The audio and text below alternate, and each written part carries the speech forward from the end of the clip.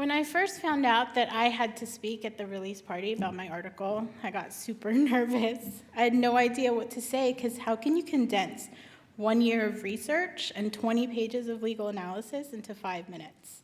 True to form, I reached out to a colleague of mine, and I asked him how he handled his introduction last year. His advice: to take a deep breath and just enjoy the moment. So here we go. My article analyzes the recent Ninth Circuit decision, DC Comics v. Tao. In this case, the defendant, Mark Tao, owned and operated a business selling automobile replicas. His replicas are modeled off of cars depicted in various television shows and major motion pictures, and they range about $90,000 each. As you can probably guess, since DC Comics is a party to the case, the Batmobile served as inspiration for one of those replicas. DC Comics alleged, among other causes of action, that an infringement of their copyright to their Batmobile occurred.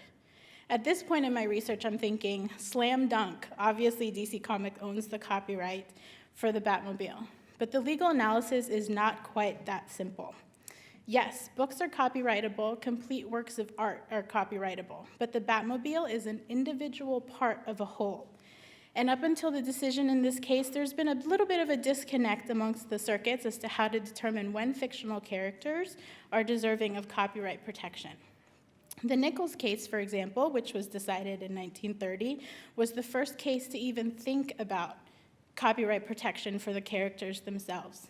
It held the less developed the character, the less it can be copyrighted, and that is the penalty an author must pay when it's marking it so indistinctly.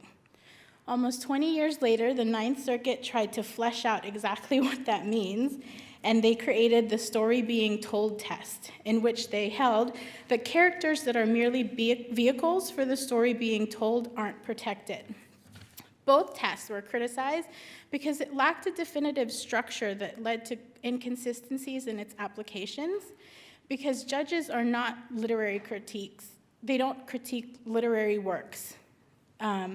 They decide whether or not, they shouldn't decide whether or not a character is fully delineated or merely a vehicle to tell the story. It's often misapplied, and certain characters are sometimes overprotected.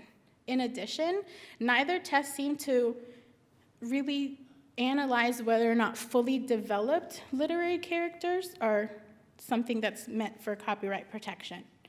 So what did the Ninth Circuit do when it came to the Batmobile? It combined 3 standards, past precedents, to establish a 3-part test.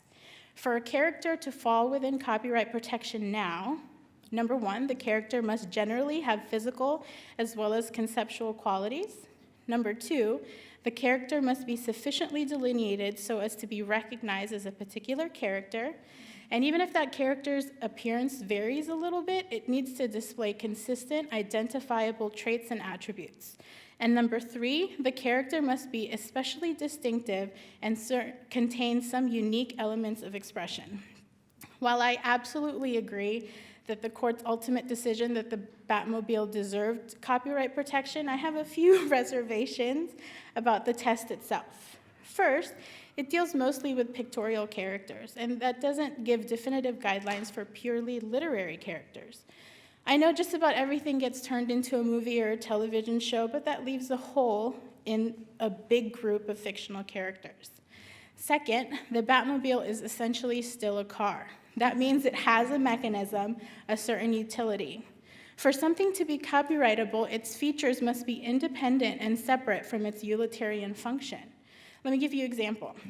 If any of you guys have seen the Batmobile in previous works, like the older versions of it, you'll see that the Batmobile is this sleek-looking race car that has the Bat emblem and it has winged fenders. But if you see the Christopher Nolan version in his trilogy, the Batmobile is a tank, and the only thing that it is black. It doesn't feature anything that's commonly associated with the character of the Batmobile, and it's never referred to as the Batmobile. But both versions are the Batmobile. And this holding doesn't really reconcile that fact. My article goes on to suggest a few considerations that might help to address some of these concerns, and hopefully this is enough of a preview to pique your interest in reading the whole article. Thank you very much.